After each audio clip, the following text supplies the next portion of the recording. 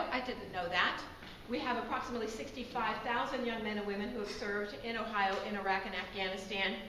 We have an estimated 12,000 with traumatic brain injury. And this is mild traumatic brain injury. This is the signature wound of the wars in Iraq and Afghanistan, the ones you don't see. The young man or young woman who walks around in the crowd and looks perfectly normal but can't balance their checkbook, can't go back to school, and can't hold down a job because simple tasks of learning new things are no longer within their grasp.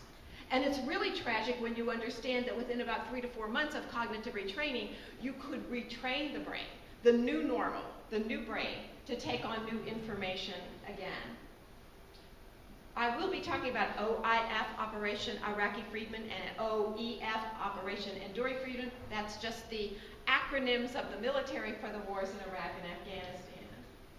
I'd like to tell you a little bit about our military personnel, because for those of you who may be employers or educators or healthcare workers, those are the people that I'm targeting right now for your assistance. You know, these are young individuals primarily from the rural areas, and they're primarily from the rural areas of Ohio as well, who stepped up to the plate and said, you know, I'll do this.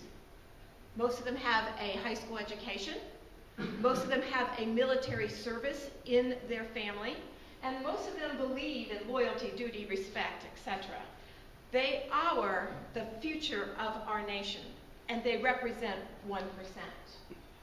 Many of them have had multiple deployments. I'm sure you've heard about USA Today. You can't pick up a USA Today without seeing the unemployment, the homelessness, the suicide, the results of an untreated traumatic brain injury.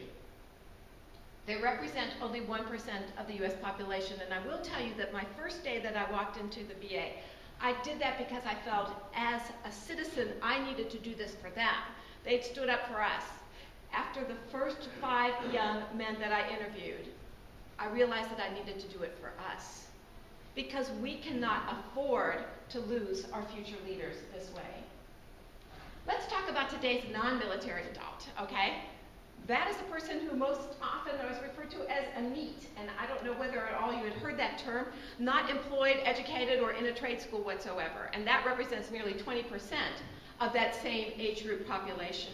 These are the individuals that in my private practice today, 1 out of 5 of the young individuals between the ages of 20 and 25 cannot get from laying down on my table to sitting up without assistance. They are not employed, they are very well skilled in the healthcare system, as opposed to our military who do not ask for help through our healthcare system. And they are definitely obese, about 15% of them.